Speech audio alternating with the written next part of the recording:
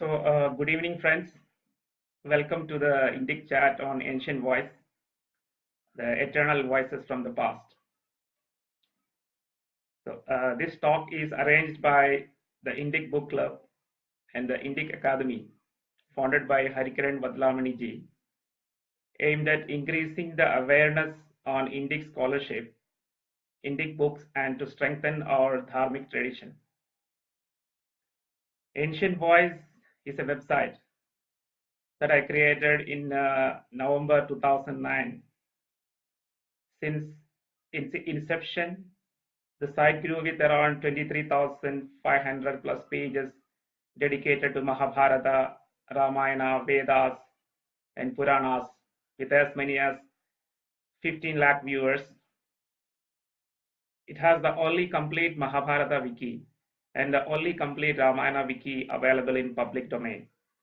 Besides, it hosts the 4 Vedas, Rik, Yajus, Sama, and Atharva in wiki format. It also hosts a wiki on Vishnu Purana. Of this, Mahabharata wiki contains around 18 parvas of Mahabharata and around 2,105 chapters, adhyayas, that is found in Mahabharata, and 7,500 plus nouns and a million hyperlinks. Similarly, the Ramayana wiki contains the 7 cantos of Ramayana, 657 adhyayas or chapters, 2,600 plus nouns, and around 2 lakh hyperlinks. Then there is Rigveda wiki, again the 10 mandalas of Rigveda, 1,028 hymns, 10,552 verses, and around 1,300 plus nouns and around 1 lakh hyperlinks. And for Yajurveda, I have created 2 recensions of Yajurveda, the Krishna Yajurveda of 40 books and Shukla Yajurveda of having 7 books. Samaveda with around the 2 parts of Samaveda with 15 books, 34 chapters, and 458 hymns. Vishnu Purana with 6 books, 126 chapters. All of these are found in the Ancient Voice, the website. And besides wikis, this site contains many ancient Indian maps, which I have created, the Bharatavarsha maps that I have created in 2004 and 2007. It contains lineage trees of royal dynasties like the Ikshvakus, Ailas, Pauravas, Bharatas, and Kurus. It contains analysis articles on the Yuga system, Kala Chakra, based on the precession of equinox. It contains articles on the travels of heroes like Arjuna, articles on kingdoms and tribes of Bharatavarsha, articles on Mahabharata, that is a teleserial which is telecasted in Indian television, starting with B.R. Chopra and other new teleserials. So in this talk, I will focus on 2 things. I will talk about what led me to create this site, which is the outer view. And I will also talk about what changes it has produced inside my mind, which is a kind of inner view. Now, to answer the question, what led me to create Ancient Voice? So this will lead into my childhood passion of reading Mahabharata. So I was attracted to Mahabharata at the age of 10 in 1987. So you can guess my age. So the first book I read was the abridged version of Mahabharata by Dr. P.S. Nair in my native language, Malayalam. Then I started reading the illustrated Amar Chitra Katha, a series on Mahabharata. This has developed my drawing and painting skills. I started painting the characters from Mahabharata inspired by this book. And then I became known as an artist in my primary school and won some state level first prize as an artist. So many people said my future is as an artist. And I was also attracted to philosophical concepts like Advaita and topics in physics like Einstein's theory of relativity, quantum physics, time travel, astronomy, space exploration, planets, vector fields, hyperdimensions, tensor calculus, all of these things. So deriving equations to find the volume of a hypersphere or the number of sides of a hypercube, extra were the favorite pastime of mine. And another hobby of mine was to plot the kingdoms and cities mentioned in Mahabharata on maps, which I drew by hand on A3 sheets of paper. But starting with the 1990, I was exposed to computers and I learned computer programming. So this enabled me to create better and enduring digital maps of Bharatavarsha. So I used to mark names of cities, towns, villages, forests, mountain ranges, rivers, lakes of Bharatavarsha in these maps. I used to plot the journeys of the heroes, like that of Rama in Ramayana and that of Pandu, Arjuna, and others in Mahabharata. So all these exercise enabled me to understand one thing in the early years of my life. So beyond what my school syllabus taught me, that is, there is an ancient Bharata beyond what is seen, beyond what is taught in schools and what is presented in the internet.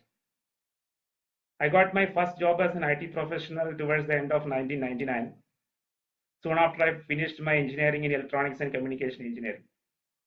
And I expanded my programming skills and finally became a game engineer in Bangalore, creating games. A breakthrough came in my career in November 2001 when I joined ISRO as a scientist. I was fortunate enough to work on the Chandrayaan study phase and also got appreciation from Dr. APJ Abdul Kalam.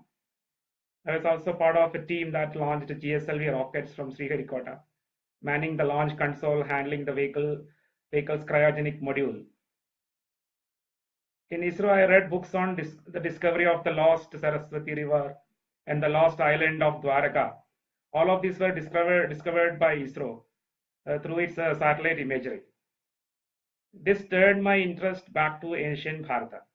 I started searching online for more information on our ancient heritage, but it was disappointed that nothing much was there online. You get to read a lot about other cultures like Chinese, Greek, or Roman, but nothing much on ancient India. It is then a platform called Wikipedia. So that was launched and it became popular in that time. I found that this is a good platform to write information about Bharatavarsha, so that no other person like me will feel disappointed about the lack of content on our tradition. So I started contributing to Wikipedia since 2006. I created around 150 plus articles in Wikipedia on the ancient kingdoms of Bharata, like the Kuru Panjala, Surasena, Salva, Matsya, Kashi, Goshala, Videha, Anga, Vanga, Kalinga, Chola, Pandya, Kerala, Kishkinda, Konkana, Vidarbha, Haiheya, Avanti, Kunti, Chedi, Dasharna, Anartha, Dwaraga, Sindhu, Sauvira, Sivis, Surabhira, Nishatha, Madrakekaya, Gandhara, Kampoja, Bahilika, Trigartha, all these hundreds of kingdoms. I try to represent each of them as a wiki page. So I created around 25 plus paintings and maps, including the paintings of the five Pandavas, Maya Sabha, and the maps showing the kingdoms and cities of Bharatavarsha. So I have made around 1,800 distinct contributions to Wikipedia. And then I realized one thing. The Wikipedia is not a neutral platform like it is portrayed to be. I started seeing frequent vandalism on the pages dealing with the Indic content. So this is when I realized that we cannot rely on Wikipedia for writing contents on Bharatavarsha. So this is how I thought about creating a Wikipedia of my own, focusing on Indic content. And the answer was Ancient Voice. So this site was launched in November 2009. Initially, it contained a few of my former articles from 1996 to 2005. Then I salvaged some of the kingdom articles I've authored in Wikipedia to Ancient Voice. I moved all of them to Ancient Voice. And my dream of creating a single wiki page dedicated to each of the 2000 plus chapters in Mahabharata materialized in 2010. I wanted to suppress the Mahabharata content in Wikipedia, which is often biased or subjected to vandalism. I wanted to generate an Indic point of view of Veda, Itihasa, Puranas, surpassing the Western Indology point of view that is found in Wikipedia and also in Britannica. But I have only a limited time, being a full-time IT employee since 1999. So how to create thousands of wiki pages all by myself with many interconnecting hyperlinks as found in Wikipedia. authored by thousands of authors, spending years of time. How do that? How do I do that? So initially, I thought of calling Vishwakarma, who has made thousands of mentions of Dwaraka in a single day. So, but finally, the answer came through my software expertise. I created a software tool that could parse English text and then churn them into thousands of wiki pages in a matter of hours. So it took me more than a month to write the software, but after that, it was a matter of few hours. The software generated all the wiki pages on and one page per chapter, dumped them into my local computer. So besides, it detected all the nouns and generated all the hyperlinks, connecting the nouns to the text with as many as 100 to 200 hyperlinks per page. Then it took around 2 weeks to upload all of them into the Ancient Voice, the website. So I have uploaded 90% of the pages, and my wife Srija helped to upload the rest of the pages. So within 2 weeks, a Mahabharata wiki with 2,000 plus pages and millions of hyperlinks was up and running in the internet, rivaling the Wikipedia. So a few months of my time was spent in classifying the 1,000 plus nouns in Mahabharata, detected by the software, and into cities, towns, villages, pilgrim places, kingdoms, provinces, regions, rivers, lakes, seas, oceans, mountains, peaks, forest, names of kings, sage, women, warriors, etc. So you can see all of them in the website. And I repeated my success of wikifying Mahabharata then by working on Ramayana. So for Mahabharata, I used the complete English translation of Kisari Mohan Ganguly with its 18 parvas. But it was difficult to get such full translation of Ramayana with the 7 kandas. So usually Uttara is missing, 7th kanda that is missing. So this was mitigated by combining the translations of multiple translators. Later I worked with the four Vedas, Rig, Yajur, Sama and Atharva, and the two recensions of Rig Veda like Krishna and the Shukla Yajur Veda. And the last project of wikification was done at Ancient Voice, that was on Vishnu Purana. So all of these new wikis were completed in 2011 in a single year of tremendous spiritual ascent in my life.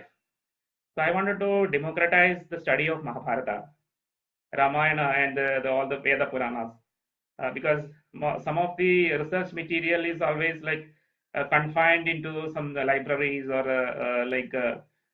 it is only allowed to the limited number of searches, etc. So I wanted that something there will be there for free for all, available online.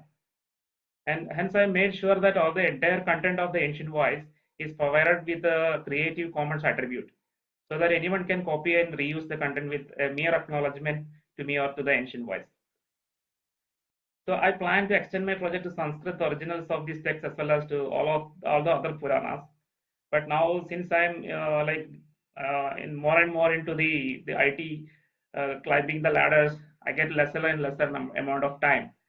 So I have also created more websites like Takshashila, where I created wikis for Iliad and Odyssey, as well as for the Avestan texts like Vendidan and Yast.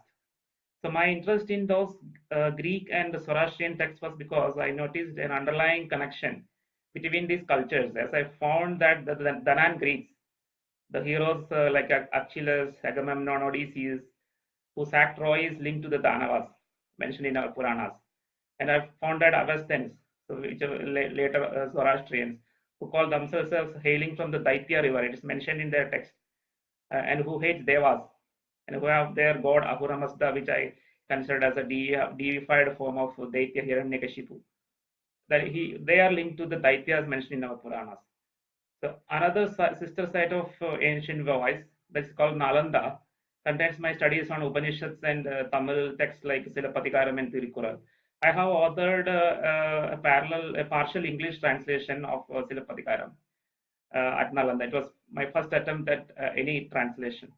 So the most discussed topic in Ancient Voice are the geography of Bharatavarsha, the tracing of Aditya, Daitya, Danava relationships, the Yuga systems, the Kala Chakra, the Kumari Kandam, all these things. And visitors to these sites, they wrote to me how they benefited from them. So there is a lot of happy moments when I see these emails that visitors send to me. There were research scholars working on some topics or some other topics on Ramayana, Veda, Puranas, and then there were authors who wanted to write books and novels based on Veda, Itihasa, Puranas. So there were philosophers and even students. A famous author who wrote many best-selling novels set in Itihasic Puranic times, they told me. My site Ancient Voice with its analysis articles has unleashed an era of Indic authors. They can now write books and novels based on Indic epics and Puranas on par with Western authors, creating new genres of Itihasic Puranic novels. And then another author said Ancient Voice is a reference site and an inspiration for Indic authors. So all this make me feel happy. And a researcher who wanted to translate Ramayana to German appreciated my effort of wikifying the whole of Ramayana. So he's using my site as a reference to make this translation. And a script writer who was working for a famous Mahabharata teleserial that was aired recently in 2-3 years back. So she sought help from me in writing the script and appreciated my contributions. So many Indic researchers, scholars too appreciated my work. Many of them, I'm still in touch with them, and they maybe I'll converse with them frequently. And then there is an internationally acknowledged author, an American author who wrote novels on India, and still maintains email contact with me after coming to the Ancient Voice. And a researcher on Southeast Asian Angkor Wat temples, and he wanted to work. Wanted me to work with him. So but I cannot leave the current profession, and I cannot move very quickly. So Ancient Voice has given many such friends across the globe in Southeast Asia, Tibet, Iran, Europe, Australia, and North Americas. So now comes the interesting part. So what happened inside me as I created Ancient Voice? So this is like the inner view, and as a primary preoccupation since the age of 10, I was thinking about ancient past of Bharata. My brain has picked up some unexplainable connection with the ancient world. I often felt my mind turning into a meeting place where different voices from the past come and go. Some of them were of profound wisdom, some of them threatening, and some others bringing different flavors of intense feelings, passions, and emotions. I saw in my inner mind the ancient ascetics like Vyasa, Vasishta, Vatmiji, Bharadwaja, Gautama, Vishwamitra, all of them coming and going. I could hear their voices. It was like a multitude of ancient voices, all wanting to speak through me. This experience of turning myself into a multitude was there with me since the age of 10, and it intensified by around 2009. This led me to name my website as Ancient Voice. Here, this is how the name Ancient Voice has come. My rational mind tried to find some explanation for this inner experience of mine. I have searched through all that I have learned throughout my life, like Advaita Vedanta, quantum physics, relativity, time travel, tensor calculus, hyperdimensions, astronomy. Time traveling into the ancient Bharata, or the rishis coming into my mind through some unknown connections, or am I thinking through my past lives, which extends all the way up to the ancient Bharata, where Vedic rishi live. So these were all some thoughts that has come to my mind. And I searched deep into my being. I tried to think and rethink, linking Vedanta with quantum physics, with relativity, and so on. So finally, I got an answer to my experience within my mind, only to be corroborated with the quantum consciousness studies, which is a new branch of science that emerged in 21st century from quantum physics, which I usually talk to all of my friends. As per this, the consciousness is a fundamental attribute of the universe, and brain is more or less a receiver of consciousness currents. As we think, we create ripples in the cosmic consciousness, and these thought wave ripples extend into the whole of cosmos in all directions and into past and future. The insights and intuitions come into our mind as we think, as we receive thought currents of others, including the ancient sages. So there is no boundary of time here, irrespective of the bounds of space and time. So thus I'm connected to this ancient world with the ancient rishis through these consciousness currents, resulting into all of these unexplained experiences. So we exist in this consciousness embodied by our thought currents and rippling from us as a thought verse. So this is our subtle body that we have. That these are like we are actually embodied in thought currents, and physical body is only the outer embodiment to locate us in the physical world. So something like when you are playing some virtual games, you need to have a shape. You need to have a position in your virtual world.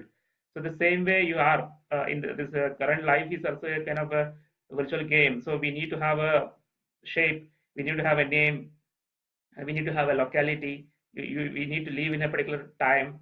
So this is how it is. The physical body comes into picture. Then somebody gives a name to us, and we can so that we can be identified.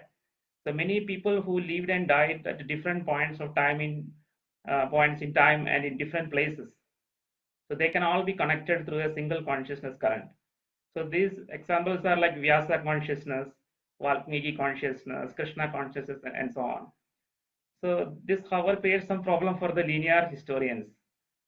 And this ancient Rishi consciousness descends into our minds if it is well connected and if we provide a viable condition for it. So this descent is otherwise called avatara. So the real meaning of avatara is descent, and descent of the higher consciousness into the lower consciousness. And thus a Krishna avatara, the descent of Krishna consciousness is happening into my mind every time. The Devi Devatas resides in this consciousness continuum, and they are unbounded by space or time, embodied by Sankalpa, the power of our collective thought currents. So they have an existence, and it is really perceivable. And these inner insights continue to swell inside me and further intensified in 2011 and 2012. And it continued in a steady pace in 2014, and it is continuing even now. This is otherwise called the Uddhara and the ascent, which is the opposite of Avatara, which is the descent. So this is the basis of this often confused, and then the Western discussion about the 2012 event, the fifth dimension ascent. You get to read about all of this in the internet, and many others like me are similarly experiencing this ascent or Uddhara.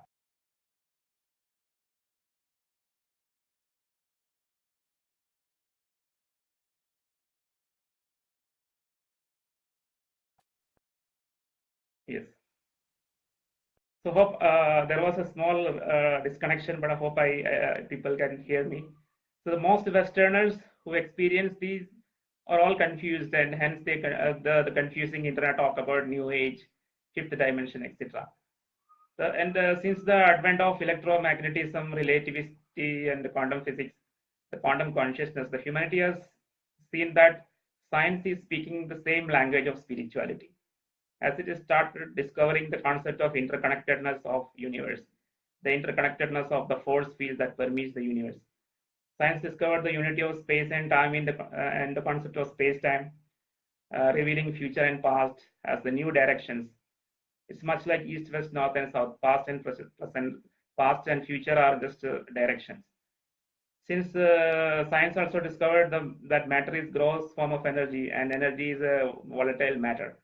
Waves are particles, and particles are waves. So science is thus able to comprehend Maya, and it has one more step to discover self. Science finally discovered the role of consciousness, the role of an observer or self in collapsing the probabilistic quantum wave functions into physical realities. So then, for the first time, science has discovered the role of self in creating reality.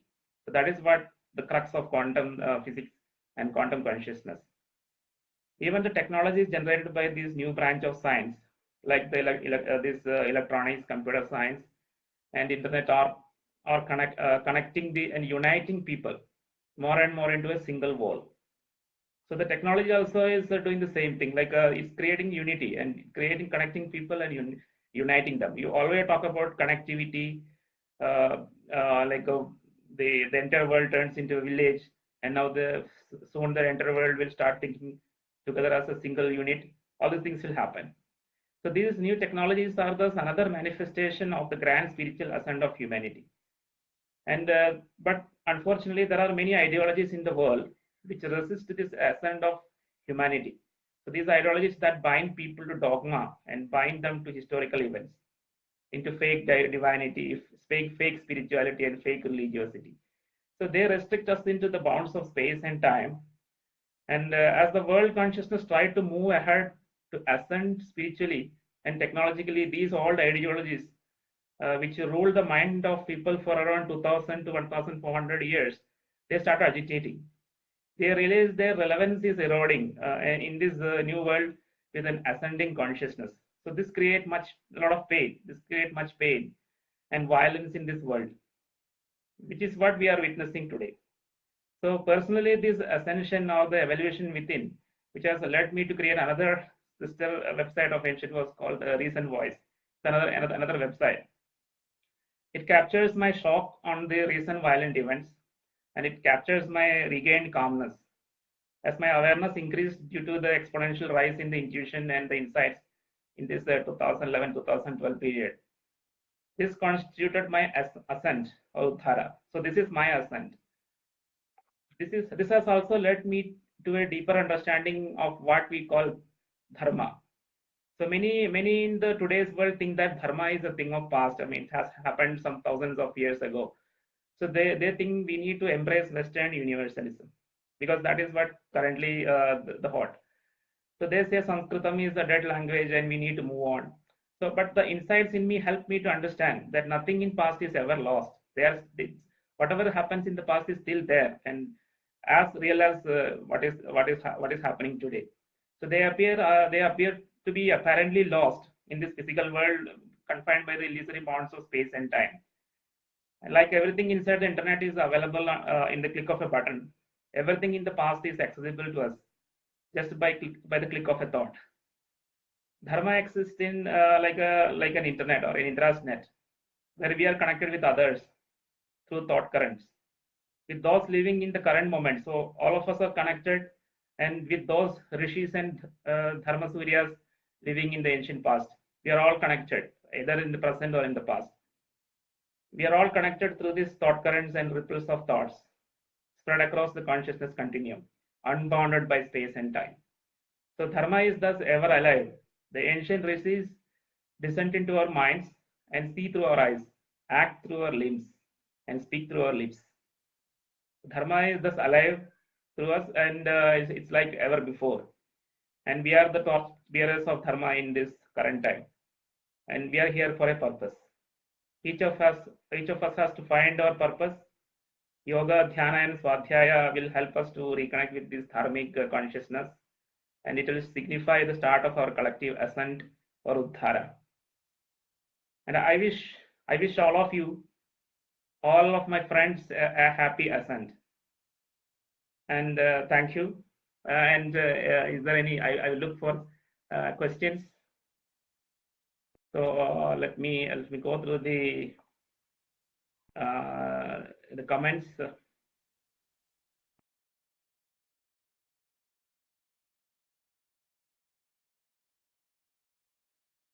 Yeah, within Sridhar says great work with Ancient Voice. Kudos to you. Thanks, Nitin. And I am a great follower of your articles and the India Fact magazine that you are working with is really a tremendous platform for all the people who are engaged in the creating more and more books and articles on Indic content. And it's a really wonderful platform. And Sridharan ji, thanks for participating. Attending this Indic chat, and you are a great inspiration for me. And I will you have mentioned to create write a lot of books. Unfortunately, I'm kind of in a situation in which the most valuable thing is the time, and all of this is now currently going into the the corporate life. Not very lucky in coming out of this corporate life as of now. But of course, all these things are in my mind. I will be contributing my thoughts in the form of books starting from this year. And thanks, Manishji, for your encouragement. And Dimple says, "Wow, that's amazing to know." Yes. Ancient Voice is being used as a reference site, and I get a lot of mails regarding a lot of means different parts, different information I have put in the site, and it's a pleasure in reading all these emails that visitors of the site send me, and I try to help in whatever ways I can in depending upon the time that I have. And thanks, Chetana Ramanna, and Raj Vedam. Thanks for all of you. So Sridharanji again says, "I'm going to plant some beef in your house. Have you forced to write book?" Okay. So yes, it's a done deal that the books will be following suit. Interesting to link the. So Raj Vedamji says, interesting to link the ascent that you refer to with the ascending yuga cycle. Yes, so I have written a great deal about the yuga system, and one aspect, because it's a different topic, but I can maybe summarize because it's very relevant. One aspect of yuga system which I have been a little apprehensive about is that a lot of people are getting carried away by the astronomical yuga system, which is actually developed in a later stage than the yuga system that existed or that was actually used by the rishis in the Vedic Aitihasic age. So because it's already recorded, already mentioned in Mahabharata that the actual yuga system that the Pandavas followed, actually it was something of a duration of around 12,000 years. This was in a conversation in between sage Markandeya and Yudhishthira. This particular concept comes into picture. But they say that the Treta Yuga, that is our first yuga, is around 4,000 years old, and then Treta is 3,000, and Dwapara is 2,000, and Kali is 1,000 years in duration. And there are dawn and eve of these yugas, each of them 400. For example, in case of Treta Yuga, it will be 400 years each, and Treta 300, Dwapara 200, and Kali Yuga 100. So if you add a total of it, it all comes to around 12,000 years. And 12,000 years is something which also matches with all that studies that we have done, all this recent studies on the climate change, then ice age related studies. So all these points towards this particular 10,000 years of period where human, otherwise the hunter-gatherers, they started settling all over the world and then started farming, and then they have plenty of food resources so that they can start thinking and free up their mind so that they become receptive of higher ideas, because it's like connecting to the universal consciousness, and because they are at leisure and they are not feared by a predator coming and attacking them. So they have a sedentary life, which have all started 10,000, 12,000 years ago. And that is how all these renaissance, all this new knowledge, Veda, all the technological advancements that is we are seeing in Treta and Dwapara Yuga, all this is came to be. So the problem of believing in a astronomical yuga, so this has come about because subsequently as the time passed by, there were a lot of mathematical advancements, and people started knowing about the cycles of planets. the Jupiter cycles and various other cycles. The time it takes for all the planets to come together after a long period of time. So all of this runs into thousands of years. So then there was for example, based on the works of Aryabhatta and all the other mathematicians, the Yuga system was expanded to create a time scale for astronomical calculations. So then it creates a kind of there was a multiplier, for example, a multiplication of 360 that happened. So 12,000 multiplied with 360 that become a big huge number.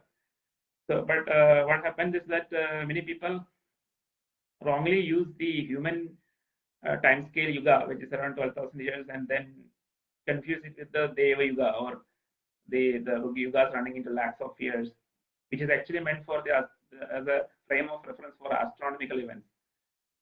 And then they automatically confuse that Kali Yuga is thousands of years. I mean, it's 1,42,000 years, around that kind of years in duration. So the impact it happens, the result is that it creates a problem for the renaissance of dharma, because when your Kali Yuga is hundreds of thousands in duration, then at the current moment you don't have any chance of thinking about the revival of dharma, because our scriptures are clear that your renaissance will happen all after the end of Kali Yuga. So of course this is not history, and it is not you can say the modern, like it is not a statement of a modern science. But of course all your thoughts, all your conscious thoughts plays a role in creating an impediment in your mind, and automatically your idea of revival of dharma get affected, because you automatically think that okay, everything is going to be worsened and worsened, and there is no real chance of the perfect emergence of dharma, because it's thousands of years ahead. So you automatically are discouraged to do something in this current period because of all these thoughts, that negative thoughts that you're coming into your mind. So this is one aspect I would say, because it's aligned with this particular talk. So we need to really rethink on the actual duration of the Yuga system and understand the differences between the durations. So in the Yuga calculations, because the Yuga starts with just 1 year. Even 1 year is considered as the Yuga, because that is the smallest Yuga, and that is why you see the Kannadigas and many other people celebrate Yugadi every year, because every year there is a Yuga, and there is a 12-year Yuga that is connected with the revolution of Jupiter, and thus it goes. And again in Mahabharata there is a 10,000 year long Yuga, which is described by Sanjaya in a conversation between Sanjaya and Dhritarashtra. So these durations are varies, and the applicability into different events. So human events has to be assigned with 10,000 or 12,000 years of Yuga, and astronomical events has to be assigned with that bigger Yugas, astronomical Yugas. Otherwise, you end up in a lot of confusion, and you find it difficult to explain a lot of events like the life of Rama or Krishna. So in a very convincing manner. So this is something. Of course, this is a very different talk, but this is one aspect of the Yuga system connected to the revival of dharma and of consciousness that I would like to talk. I would like to explain here. And yeah, so hope I think I have explained this. Any other comments? I'm not sure if all that I have talked makes sense to all of you, and I just go through the other comments that has come into the chat.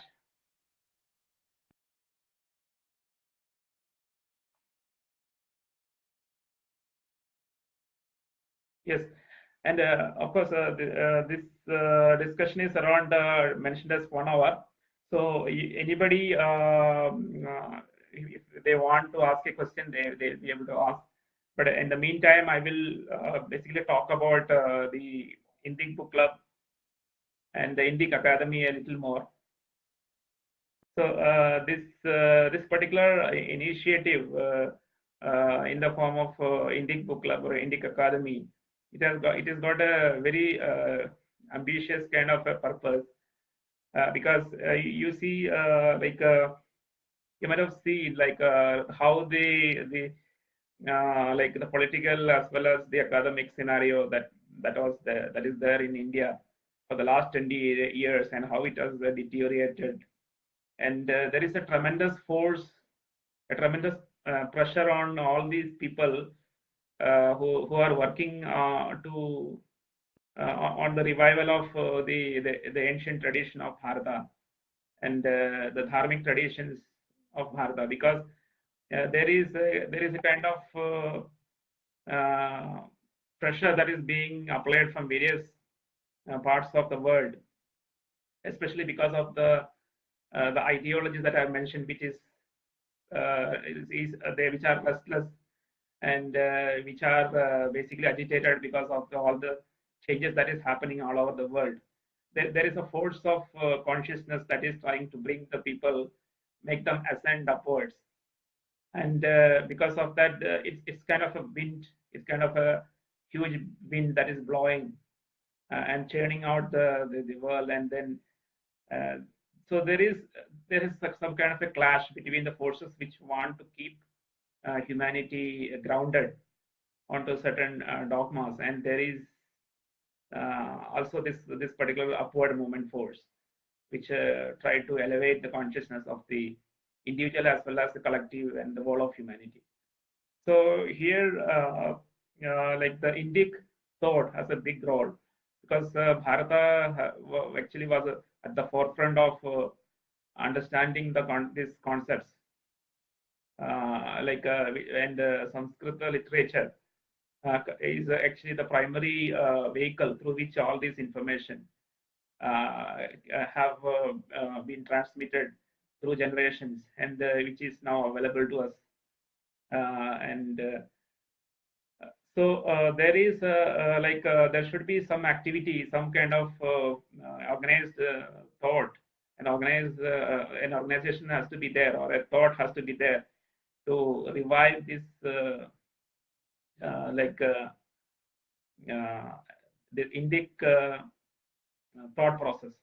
And there is also a lot of attempt in trying to in the scholarship field, there is a lot of attempt into trying to explain everything that that is related to India or Bharata, like Mahabharata or Ramayana or Vedas. There is field of social studies called Indology, which try to look at all these Sanskrit literature in a Western perspective, and then try to deconstruct the Indic thought. And for a long period of time, there are no original thinkers, of course, with a few exceptions. There are no original thinkers to answer this Indologist point of view. And so this is a very humble attempt from Indic Academy, so that a group of like-minded thinkers start working together, authors of books and lawyers, politicians, and artists, and all those people who love Bharata, all those people who love dharma and our traditions. There is a platform that is being created to bring them together and then create some kind of like a movement or a ripple, or in my words, it's a ripple in the consciousness, so that we will be able to bring back that ancient traditional wisdom back to Bharata again. And this is not some kind of an expansionist kind of thought like we find in the West. It is all the philosophy and the concepts of Bharata are basically non-invasive, and they are meant for the benefit of the individual as well as the humanity. There is nothing like a dogmatic principle in which we have adhere to, and all of these are like any of these scientific disciplines which is neutral, and it is for everybody irrespective of your previous backgrounds. So just like yoga, because yoga is irrespective of who does it, it benefits their mind and their body and their higher consciousness.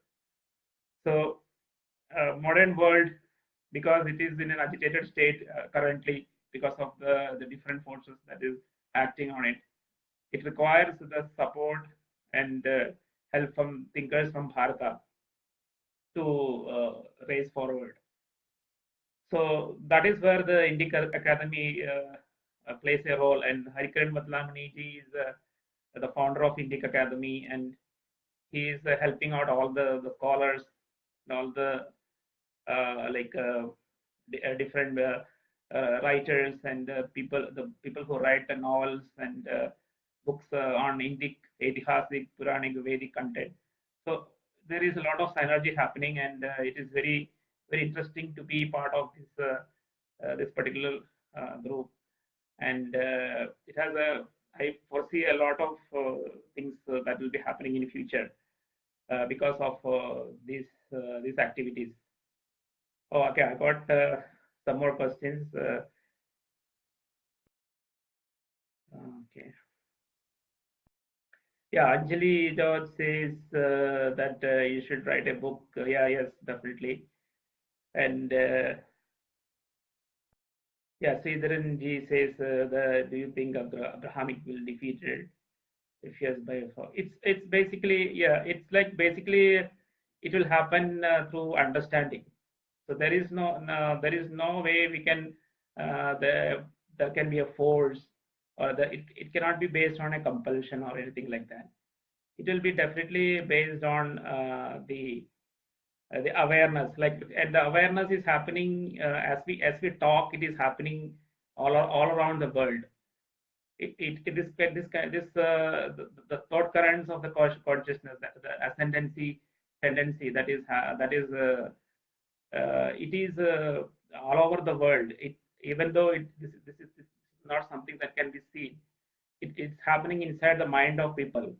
A lot of people are now started thinking within their mind about based on whatever is happening all over the world, all the agitations, all the violence, and this thoughts are happening on an individual basis. So of course we will not be able to see anything on the ground, because it's an inner activity.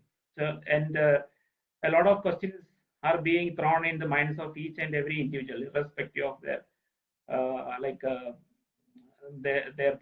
current personal beliefs, and all of these are pointing towards expanding the consciousness and elevating themselves into a higher state, so that this lower level reptilian kind of thoughts of violence and aggression will be subdued, because these are actually something that we have to leave out. Since we are in the 21st century, there is no place for all this aggression and violence.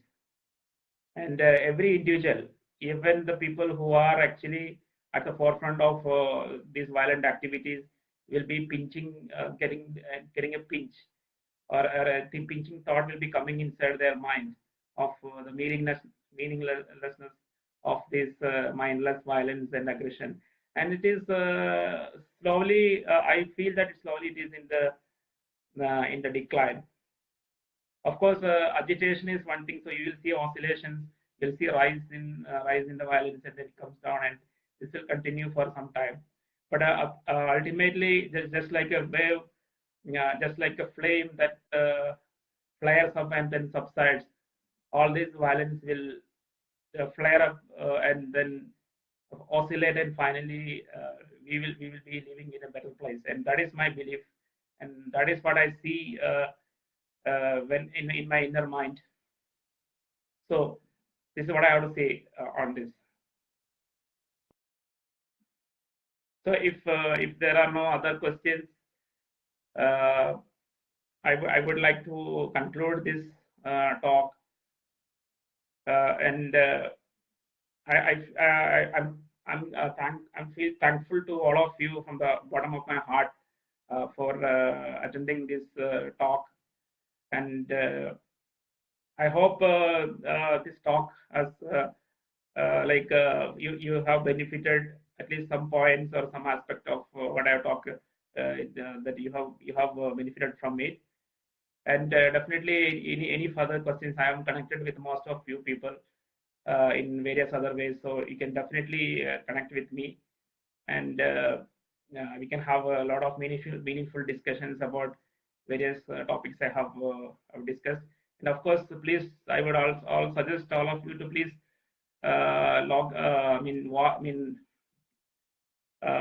visit the Ancient Voice website and go through the various resources that is available. You need not have to look at the analysis articles that I have written here, because that is my point of view. But of course, those source content, which is from the original sources, it will definitely help you to write many books.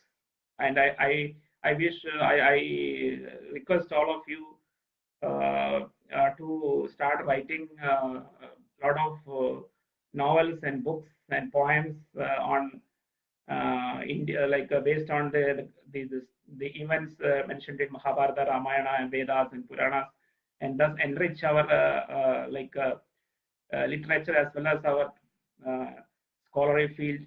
I wish all the scholars to write a lot of scholarly papers and submissions based on the Bharatiya tradition and our Vedic Aidihasik Puranic tradition.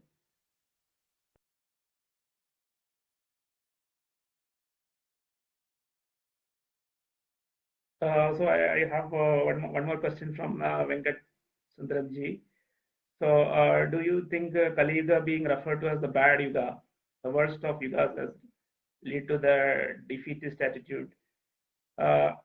It is not you cannot consider it as a bad Yuga, but of course, what the cycle means, the Yuga cycle means, is that there is a cyclic aspect to it, and this is a law of nature, that anything goes up or ultimately come down.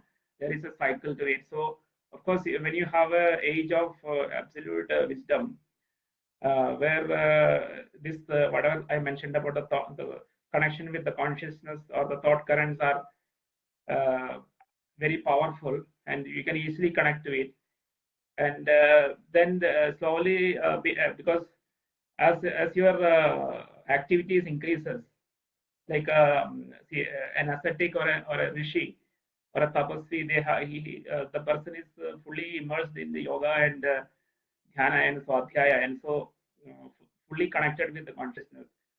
And most of the individuals in the Rita Yuga, they are fully aware of this higher consciousness and always well connected. But when the activity increases, like in Treta Yuga, you are more into the physical world. You are actually more into building up cities, towns, and so there is a lot of the complexity of life increases, and then you're slowly focused onto the external, and it finally goes to Dwapara, where you are having a little more technologies, and then there is more there is more things to do, and in Kali Yuga you have even more of these things to do. So definitely your ability to connect to this universal principle or some that will go down, but it also provides a lot of other opportunities in the form, like even technology starts speaking in terms of spirituality, and that is what happening in this age right now. So each yuga have its own merits and demerits. Of course, in the Kali Yuga, it is mentioned as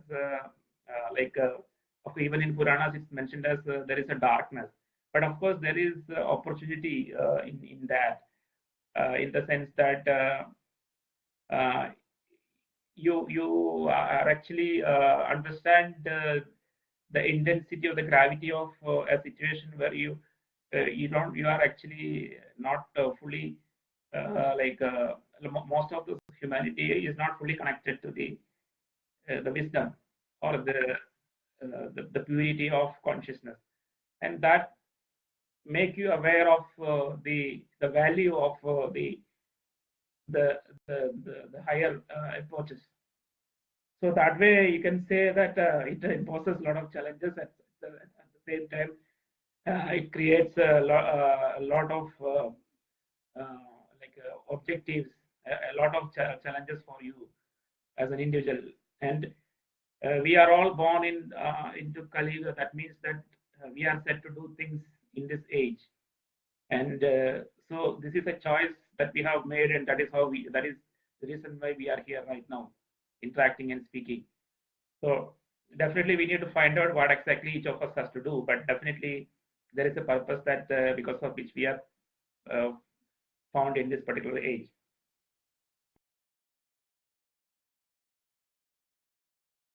So I think I have been speaking incessantly around 1 hour, I think, and it was actually personally it was very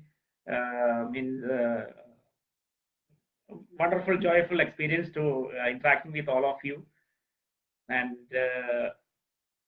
it was actually a lot of it's an enjoyable experience interacting and being with all of you, and I can feel a kind of a connection, a kind of a sense of connectedness and togetherness with all of you, and I really really wish each of us to experience this ascent, this rise in the consciousness, and then have your own inner journeys. Thanks a lot.